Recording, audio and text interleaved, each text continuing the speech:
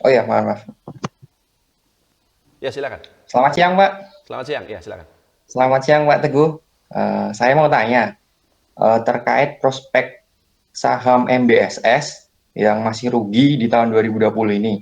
Nah, seiring berjalannya waktu kan untuk harga batu bara ini kan mengalami kenaikan.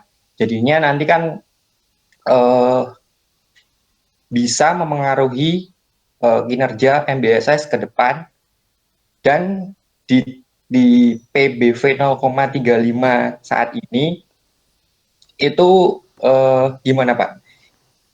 Udah Oke. murah atau gimana? Kalau saya kan kemarin sempat beli di harga 500. Nah, Ya, itu kan masih merugi kalau untuk harga saat ini. Itu kan harga saat ini kan masih di angka 415 kalau nggak salah. iya, Itu iya. nanti apa di hold dulu nunggu laporan keuangan kuartal satu itu rilis atau sebagian cut loss. Ya, oke, Terima kasih oke. Pak Saya jawab ya. tanyanya. Ya, terima kasih. Pasti Pak Hasta masuknya bulan Januari ya? Enggak Pak, udah 3 tahun ini sih sebenarnya. Waduh, 3 tahun luar biasa. Sabar sekali itu. Sabar Pak. Breakdown dari harga 600. Oke. Nah, tapi begini Terima kasih ya, Pak. MBSS ini Pak Lokeng Hong juga punya ya. Jadi tadi kan kita bahas Pak Lokeng Hong ada beli saham BMTR dan ada juga saham-saham lain, salah satunya adalah MBSS ini. Dan saya nggak tahu Pak Hasta belinya berapa banyak ya, tapi percaya sama saya Pak Lokeng Hong belinya lebih banyak. 100 miliar di MBSS ini gitu, seperti itu. Nah, eh, tapi kalau BMTR saya sih setuju, dia menarik. Tapi kalau MBSS saya kurang setuju, Pak. Eh, jadi saya tidak merekomendasikan sahamnya. Kenapa? Karena begini, MBSS ini dia perusahaan perkapalan. Perusahaan perkapalan dan memang fokusnya adalah karena dia anak usaha dari grup Indika, Indika Energy. Indika Energy ini perusahaan batubara yang besar sekali.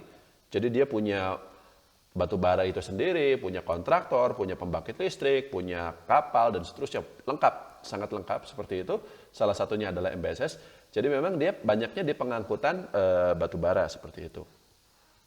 Tapi namanya bisnis kapal, itu dia punya beban yang sangat besar yang selalu dicatat setiap tahun. Meskipun sebenarnya tidak ada duit yang keluar. Apa itu Bapak Ibu sekalian? Penyusutan. Penyusutan dari nilai kapal-kapal yang dimiliki. Kapal itu harganya mahal Bapak Ibu sekalian. Satu unitnya itu minimal mungkin antara paling murah itu ya kapal kecil itu cuma 20 miliar rupiah itu. Kalau misalnya kapal tanker yang gede itu ya bisa 1 triliun harga kapalnya satu unit kapal loh. Sedangkan kalau perusahaan kapal itu kan kapalnya ada banyak seperti itu. Nah, kapal ini sama seperti mobil, jadi nilainya dari waktu ke waktu itu menyusut turun dan itu dicatat sebagai beban. Inilah yang menyebabkan.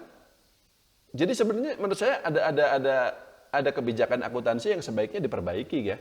Harusnya jangan diakui sebagai kerugian. Ini menyebabkan perusahaan-perusahaan kapal itu selalu mengakui labanya itu sangat kecil atau bahkan rugi karena penyusutannya itu. Padahal sebenarnya mereka nggak rugi. Kalau kita lihat di Kalimantan sana, itu banyak orang juragan-juragan raja kapal itu. Jadi dari usaha kapal itu mereka kaya raya gitu loh. Karena sebenarnya untungnya gede gitu. Tapi secara laporan keuangan rugi terus. MBSS juga mengalami hal yang sama.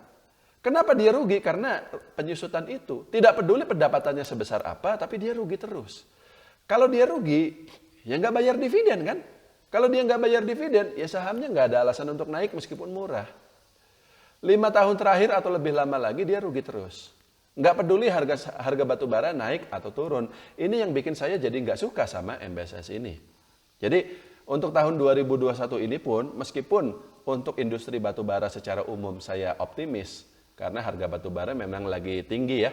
Sekarang sudah 90 atau bahkan kemarin sempat tembus $100 per ton. Tapi yang untung ya perusahaan-perusahaan batu baranya, Indika, ITMG, Oh, Adaro. yang merah. Kalau Yang mana untuk bawa pulang? perusahaan Yang kapalnya merah. Yang sendiri, mana dibawa pulang? Yang merah.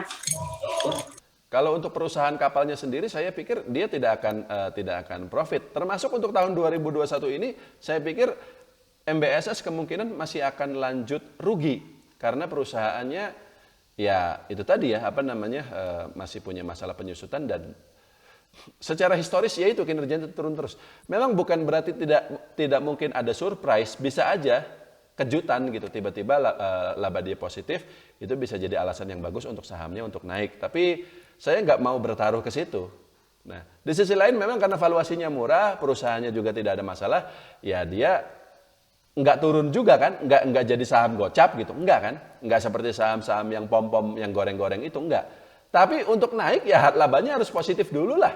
Kalau labanya masih rugi terus ya dia nggak akan naik gitu loh. Jadi kalau saya sih terus terang nggak rekomen Pak. Kalau Pak Hasta ada pegang, jual sebagian, nggak usah semuanya.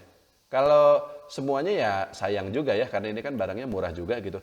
Tapi kalau dijual, sebagian dananya kan bisa kita alihkan ke saham lain yang kita anggap prospeknya lebih bagus. Nah itu mungkin sahamnya kemudian bisa naik lebih tinggi dan ya bagus lah. Kemudian kita bisa profit gitu seperti itu. Kurang lebih seperti itu Pak Hasta. Cukup? Ya. Cukup Pak. Oke, Terima terima kasih kasih. Pak. Oke.